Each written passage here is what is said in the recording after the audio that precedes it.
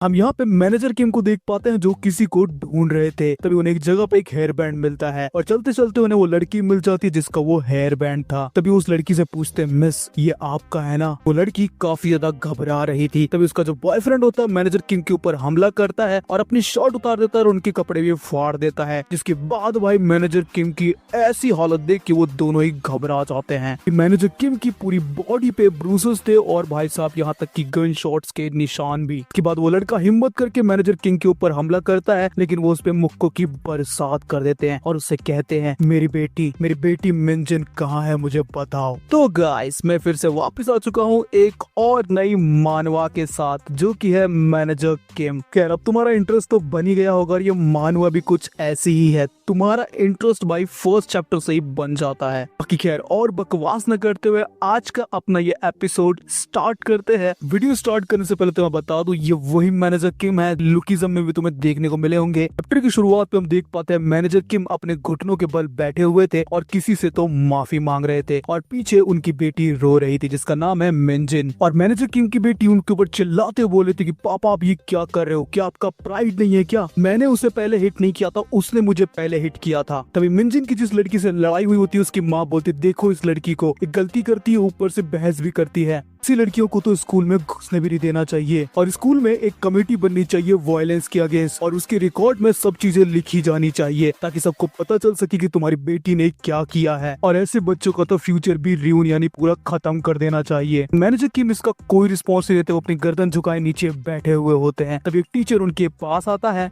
तो कहता है ये तीसरी बार है कि यहाँ पे मिंजी हायरी से लड़ रही है। जैसा कि तुम देख सकते हो कि जो हायरी को चोटें लगी उसकी इंटेंसिटी भी बहुत ज्यादा है। वह जल्द से जल्द विक्टिम के साथ सभी चीजें क्लियर कर लेनी चाहिए ताकि बात आगे ना बढ़े। हाँ मैं तुम्हें बता दूं हायरी के जो पापा हैं वो बहुत ज्यादा नोन है लोगों के और उनकी बहुत ज्यादा पहचान है आगे और वो पॉलिटिक्स में भी बहुत जल्दी उतरने वाले हैं और उनका एक अच्छा खासा करियर है पॉलिटिक्स में और ये कोई जोक नहीं है। तुम्हें ये तो पता ही होगा कि उसके फादर जुयोंग कंस्ट्रक्शन के मालिक भी हैं जो कि एक बहुत बड़ी फर्म है। मैनेजर की वही घुटनों में बैठे बैठे यही सोच रहे थे कि मैं यहाँ पे कुछ नहीं कर सकता हूँ। भाई वो इतना गुस्सा हो जाते हैं कि अपनी मुट्ठी तक वो गुस्से में बींच लेते हैं। वो एक ही चीज कहते हैं, आई एम सॉरी, इन सभी चीजों के लिए मैं आपसे माफी चाहता हूँ। जब भी आप किसी बच्चे को अकेले रेस करते हो तो उसमें काफी सारी प्रॉब्लम्स भी आती हैं। जी चिल्लाती है, डैड आप ऐसा क्यों कर रहे हो? लेकिन मैनेजर किम बोलते मैं माफी चाहूंगा अपनी बेटी की तरफ से कि मैं उसे अच्छे से रेज नहीं कर पाया और उसने ऐसा किया है। देख पाते हैं मैनेजर किम अपने घुटनों पे गर्दन झुकाए उन सभी के सामने बैठे हुए थे। यहाँ तक कि उनकी डॉटर मिंजी ने भी अपनी गर्दन नीचे झुका रखी थी। यहाँ से सीन वापस शिफ्ट होता है, हम देख पाते हैं मैनेजर किम और उनकी डॉटर साथ में जा रहे होते हैं जहाँ पे वो अपनी डॉटर से भी माफी मांगते हैं कि उनकी डॉटर कोई भी रिस्पॉन्स नहीं करती, वो आगे ही चली जा रही थी। तो फिर से पूछते हैं क्या हम एक साथ चल के खाना खा सकते हैं? तो उसकी बेटी साफ मना कर देती है, चिल्ला के बोलती है मैं नफरत करती हूँ उस खाने से और नफरत करती हूँ अपने स्कूल से भी और मैं आपसे भी बहुत नफरत करती हूँ क्योंकि आप इतने कमजोर हो। मेरे स्कूल में सबके पेरेंट्स या तो पॉलिटिशियंस है या फिर सीईओ है, सभी बड़ी बड़ी पोस्ट पे है, लेकिन आप सिर्फ एक छोटी सी कंपनी में मैनेजर हो। आखिर क्यों मैं ऐसे पैदा हुई, क्यों मुझे आपने ऐसे बड़ा किया? ये सब बोलते बोलते रोने लगती है। अगर आपके पास कोई पावर नहीं है या आप किसी बड़ी पोजीशन पे नहीं हो तो आपने मुझे पैदा ही क्यों किया? और सिर्फ प्यार मैटर नहीं करता, अगर आपके पास कोई स्किल नहीं है तो प्यार किसी काम का नहीं है। और वहाँ से रोते रोते जाने लगती है। मैनेजर की उसे रोकने की भी कोशिश करते हैं तो पीछे मुड़ के उनको रोक देती और कहती है मुझे कुछ देर के लिए बिल्कुल मत ढूंढना और मैं जा रही हूँ हायरॉन के घर पे। अगर आपने मुझे ढूंढने की कोशिश करी तो मैं बहुत ज्यादा गुस्सा हो जाऊंगी और आपको आगे कभी माफ नहीं कर पाऊंगी। और वहाँ से चली जाती है और मैनेजर की वहीं खड़े रह जाते हैं। वापिस से यहाँ पे सीन शिफ्ट होता है, मिंजी को देख पाते हैं जिसे किसी ने तो पीटा होता है और हम देख पाते हैं उसके आसपास काफी लोग हैं और उसके सामने हायरी खड़ी है। हायरी उससे बोलती तू मुझे क्यों देख रही है, तू मुझे ऐसे घूर कैसे रही है? तो फिर से मुझे मारना चाहती है और वो उसमें रैपट बजाना शुरू कर देती है। फिर इतने रैपट मारती है मिंजी में कि वो भी भाई साहब लड़ने की पोजीशन में आ जाती है और वो दोनों एक दूसरे के बाल पकड़ के आपस में ही लड़ने लगते हैं। वहाँ पे जो लोग थे वो काफी खुश हो रहे थे, बोले देखो वो कैसे लड़ रहे हैं, देखो कैसे लड़ रहे हैं वो। तभी वहाँ पे कोई मिंजी को एक जोरदार लात दे मारता है और तभी वो लड़का कहता है तू लड़की है तो इसका मतलब मैं तेरे को मारूंगा नहीं क्या? तेरी हिम्मत कैसे हुई मेरी गर्लफ्रेंड पे हाथ उठाने की? इस बंदे का नाम है मीनू श्योंग। ये हायरी का बॉयफ्रेंड है लेकिन हायरी इसे पसंद नहीं करती। हायरी बोलती है मारो इस लड़की को, ये इसी लायक है। और यहाँ पे मिंजी उसे कहती है तुम सब लोग कितने नीच हो, तुम सब लोग मुझे यहाँ पे मारने के लिए आए हो। सियोंग उसके बाल पकड़ लेता है और बोलता है क्या बोला तूने, और उसमें भाई साहब भयंकर चाटे ही चाटे बजा देता है। वहाँ पे जो लोग खड़े थे वो भी भाई साहब ये देख के हैरान हो जाते हैं। और ऐसे मिंजी को पिटता देख वहाँ के आसपास के लोग बोलते हैं तुम्हें रुक जाना चाहिए, ऐसे करोगे तो वो बचेगी नहीं, बस अब बस करो। हमें दिखाई जाती है हायरी जो एक पत्थर उठाती है, बोलती है मेरे रास्ते से हट जाओ, और वो जाके मिंजी के सर पे वो पत्थर दे मारती है, जिससे मिंजी उस मोटे से टकराती है और उसके बाद नीचे पत्थर के ऊपर गिर जाती है। वहाँ जमीन पे पूरा खूनम खून हो जाता है। उसको ऐसा देख सबकी फट जाती है। वो सब आपस में ही बात कर रहे थे, अरे ये कहीं मर तो नहीं चुकी, ये हमने क्या कर दिया, कोई फटाफट 911 को कॉल करो। और ये देख के तो उस मोटे की भी फट जाती है। तभी एक लड़की बोलती है पुलिस को फोन करे, तभी वो सियोंग उस लड़की का मुंह बंद कर देता है और उसका फोन भी छीन लेता है। वो सियोंग सबसे कहता है कि तुम जो भी कर रहे हो अभी रुक जाओ, अगर तुमने अभी किसी को भी फोन किया और अगर मैं पकड़ा गया या मैं फंसा तो मैं तुम सब लोगों की भी वाट लगा दूंगा। तुम सब लोग जानते हो अगर मेरा दिमाग खराब हुआ तो मैं कुछ भी कर सकता हूँ, तो अभी की अभी सब कुछ बंद कर दो। तभी सियोंग कहता है मैं गैंग के हेड को जानता हूँ, मैं उसको कॉल मिलाता हूँ ताकि वो मेरी हेल्प कर सके। मुझे नहीं पता वो मेरी हेल्प करेगा या नहीं करेगा, लेकिन मैं उसको कॉल लगा के पहले ट्राई करता हूँ। यहाँ पे मिंजी को देख पाते हैं जो कि अनकॉन्शियस होकर जमीन पे पड़ी हुई होती है। सियोंग किसी को कॉल लगाता और बोलता है हेलो हेलो, मैं आपसे कुछ मदद चाहता हूँ, यहाँ पे थोड़ी सी प्रॉब्लम हो गई है। लेकिन पीछे से उसको जवाब आता है सॉरी, हम तुम्हारी कोई मदद नहीं कर सकते। हायरी उससे फोन छीन लेते बोलती है हेलो, मैं जियोन कंस्ट्रक्शन के मालिक की बेटी बोल रही हूँ और मुझे तुम्हारी कुछ अभी के अभी हेल्प चाहिए। तब यहाँ से फिर से सीन शिफ्ट होता है, हम देख पाते हैं मैनेजर किम को जो कि अपने घर पे आराम से खाना बना रहे थे। तभी वो घड़ी की तरफ देखते और बोलते हैं मिंजी को काफी देर हो गई है। यहाँ से फिर से सीन शिफ्ट होता है, हम देख पाते हैं सियोंग और हायरी को जो कि गाड़ी में बैठे हुए थे और ये वही लोग थे जिनको उन्होंने कॉल किया था, यानी जिन गैंगस्टर को उन्होंने फोन किया था वो आ गए थे उनकी हेल्प करने के लिए। तो उनमें से एक गैंगस्टर पीछे मुड़ के हायरी से पूछता है तो तुम बेटी हो प्रेसिडेंट की, और वो कहती है हाँ। बोलता है वैसे हम इन मैटर्स में किसी की हेल्प नहीं कर रहे हैं, लेकिन तुम्हारी हम स्पेशली यहाँ पे हेल्प करने आए हैं क्योंकि आखिरकार तुम बेटी जो हो प्रेसिडेंट की तो तुम बहुत ज्यादा स्पेशल हो हमारे लिए। जो भी ये रायता है इसको तुम ही संभालोगे और इसका कोई भी एक्सक्यूज नहीं सुनूंगी मैं, ये सब कुछ ठीक कर दो। रिप्लाई करता है अरे अरे तुम टेंशन मत लो, हम सब कुछ ठीक कर देंगे। तो गैंगस्टर कहता है अरे आजकल की टेक्नोलॉजी इतनी इंक्रीज हो गई है कि हमें ज्यादा टेंशन लेने की जरूरत ही नहीं है, वो किसी भी इंसान को बड़ी आराम से गायब कर सकते हैं और जापान में भेजने के बाद तो काम और भी आसान हो जाता है। वो कहता है अरे उस मशीन का नाम क्या था जिससे सारा काम होता है, अच्छा याद आया, कंपैशन मशीन। उसके साथ वाला बंदा कहता है बॉस कंपैशन नहीं कंप्रेशन मशीन। कहता है हाँ हाँ तुमने सही कहा, और वो एक ऐसी मशीन है कि स्टार्ट करते ही वो वाइब्रेट होने लगती है और जैसे ही हम उसमें किसी इंसान को डालते हैं तो बिल्कुल छोटा हो जाता है, बिल्कुल एक मुट्ठी की तरह। तो इसको सुन के तो हायरी भी शॉक हो जाती है और कहता है अरे वाह कितना अच्छी दुनिया है ना जिसमें हम रह रहे हैं। अच्छा तो तुम अब यहाँ से जा सकते हो, हम इसको यहाँ पे संभाल लेंगे। और अब देखते हैं कि मिंजी गाड़ी की डिक्की में पड़ी हुई थी, और हाँ आप पैसे की टेंशन मत लीजिएगा, उसके लिए हम मिस्टर प्रेसिडेंट से बात कर लेंगे। तभी हम देख पाते हैं कि मिंजी के जो हाथों में है मूवमेंट हो रही थी, इसका मतलब मिंजी अभी भी जिंदा थी, लेकिन इस चीज से वो सारे बेखबर थे। वापिस से सीन शिफ्ट होता है, मैनेजर किम को देख पाते हैं जो कि इंतजार कर रहे थे अपनी बेटी के आने का, लेकिन इंतजार करते करते उनकी आंख लग जाती है। तभी अचानक से वो उठते और टाइम की तरफ देखते और कहते हैं टाइम तो बहुत ज्यादा हो गया है और मिंजी अभी तक नहीं आई है। मैनेजर किम अपने सूट बूट में वहाँ से निकल जाते हैं। जैसे वो बाहर निकलते हैं वहाँ देख पाते हैं कुछ लोग इकट्ठा थे एक जगह पे और आपस में बात कर रहे थे कि अरे ये खून किसका है और आखिर किसी ने पुलिस को बुलाया कि नहीं बुलाया। तो यहाँ पे और लोग कहते हैं कि अरे रहने दो, शायद पहले ही किसी ने पुलिस को बुला लिया है।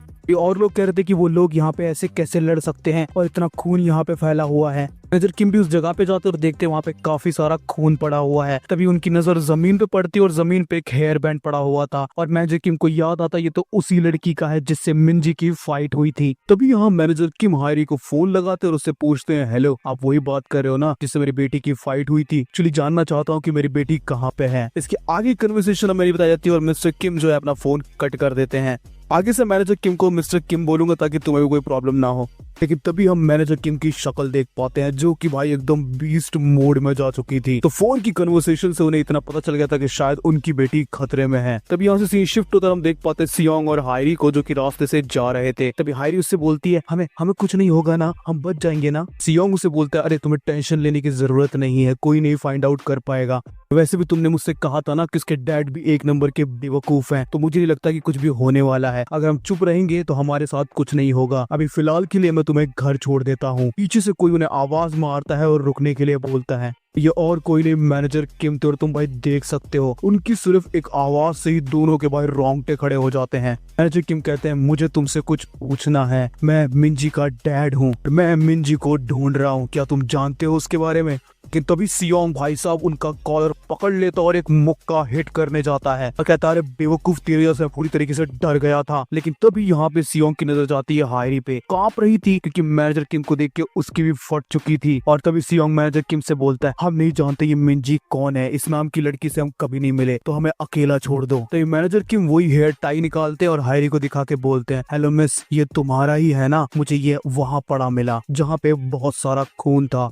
तभी सियोंग यहाँ पे फिर से एक और मुक्का मारने जाता है मैनेजर किम को और बोलता है अबे साले तू अगर हर्ट नहीं होना चाहता तो यहाँ से चला जा, मेरा मूड आज बिल्कुल भी ठीक नहीं है और मैंने तुझसे कहा ना कि हमें अकेला छोड़ दे। इससे पहले मुक्का हिट होता हमें पास्ट का एक ग्लिम्प दिखाया जाता है यहाँ पे मैनेजर किम का। यहाँ पे मैनेजर किम एक स्पेशल फोर्स में थे और चिल्ला के बोल रहे थे मुझे जाने दो। देख पाते वहाँ पे काफी सारे सोल्जर्स ने उसे घेर रखा था। उनमें से एक सोल्जर बोलता है हे सार्जेंट किम रुक जाओ, जो तुम कर रहे हो वो अभी बंद कर दो, जो पता है तुम क्या कहना चाहते हो और तुम्हारी क्या डिमांड्स है, तुम ऐसा करोगे तो सिचुएशन अच्छी नहीं होगी और ज्यादा बिगड़ जाएगी, तो इसे बस यही रोक दो। मैनेजर किम उसे रिप्लाई करते अच्छा तो तुम जानते हो कि मैं क्या चाहता हूँ, तो बस मुझे यहाँ से जाने दो, मुझे अभी के अभी डिस्चार्ज कर दो। देख पाते यहाँ पे मैनेजर किंग ने अपने सीनियर के भाई साहब खोपड़ी बंदूक लगा रखी है और गर्दन पे चाकू। तो इसका सीनियर बोलता है सर्जन थोड़ा शांत हो जाओ, अपने आप को थोड़ा शांत करो, और तुमने मुझसे कहा था ना कि तुम तो सिर्फ उससे एक बार मिले हो, आखिर तुम कैसे जानते हो कि सिर्फ एक बार मिलने से वो तुम्हारी फियांसे हो गई है? तभी वहाँ पे एक सोल्जर जो खड़ा होता है कहता है किम पहले शांत हो जाओ। लेकिन तभी भाई साहब मिस्टर किम जो है वो हवा में फायर कर देते हैं जिससे कि भाई उसके सीनियर की तो फट के 4 हो जाती है, लेकिन ये फायर हवा में किया था। और यहाँ मिस्टर किम बोलते हैं मुझे डिस्चार्ज कर दो। तभी हम देख पाते हैं कि भाई उसके सीनियर ने तो पैंट में सूसू कर दी थी। तभी वो ऑर्डर देता है इसे जाने दो, ये बहुत खतरनाक आदमी है। तभी हम वापस से फाइट में आ जाते हैं और सियोंग ने यहाँ पे मिस्टर किम का कॉलर पकड़ा हुआ था और कहता है तुमने मेरे पास कोई चॉइस नहीं छोड़ी है, तुम मुझे मजबूर कर रहे हो तुम्हें मारने के लिए। तभी भाई साहब सियोंग अपनी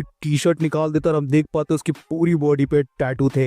कह रहा होता है अच्छा तो तुम मुझे नहीं सुन रहे हो तो मुझे यही तरीका अपनाना पड़ेगा, क्या तुम अपनी भी शर्ट उतारने वाले हो? लेकिन मिस्टर किम उसे सिर्फ एक ही रिप्लाई करते हैं स्टूडेंट हाँ। तभी सियोंग यहाँ पे मिस्टर किम की शर्ट पकड़ता है और उसको फाड़ते हुए बोलता है अच्छा तो तू चाहता है कि मैं ये करूं? और मिस्टर किम की शर्ट फाड़ते फाड़ते सियोंग बोलता है अब तू बुड्ढे यहाँ पे क्यों है, क्यों आया है तू यहाँ पे? कि जैसे ही मिस्टर किम की शर्ट फटती हम देख पाते हैं भाई सियोंग और हायरी दोनों की ही फट चुकी थी। लेकिन इससे पहले कि आगे कुछ हो हमें फिर से एक पास का ग्लिम दिखाया जाता है जहाँ पे वही सोल्जर अपने सीनियर को बोल रहा था हम ऐसा नहीं कर सकते, हम इसे नहीं जाने दे सकते, हमारी ये जो वर्दी है और हम दुनिया से बहुत सीक्रेटली काम करते हैं। सार्जेंट किम जरा सोचो, आपने जो हमारे साथ मिलके काम किया है, उन सभी मिशंस को अंजाम दिया है, उनके बारे में तो सोचो। हमने 17 बार नॉर्थ कोरिया में घुसपैठ की है, साथ में 5 डबल एजेंट मिशन भी किए हैं साउथ कोरिया में, और 2 बार जेल भी तोड़ी, और साथ में कोरियन सुप्रीम लीडर को भी हमने मारा है। और मैं तुम्हें याद दिलाना चाहता हूँ सार्जेंट किम